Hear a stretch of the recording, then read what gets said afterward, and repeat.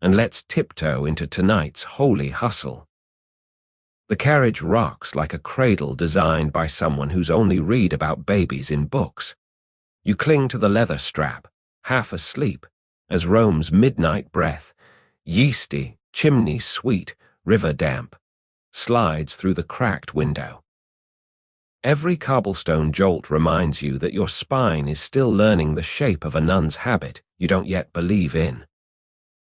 Outside, lanterns swing in arcs that feel almost welcoming, until you remember they're lighting the way to a cloister you may never leave. When the wheels finally sigh to a stop, you step down into a courtyard the color of extinguished candles. Sant'Ambrogio della Massima rises around you, honey-colored stone gone gray in the moonlight, balconies like closed eyelids. A single sister glides forward, her veil starched into gentle wings. She doesn't speak. Apparently words are rationed here, only touches your elbow and steers you beneath a portico where shadows pool thick as tea leaves.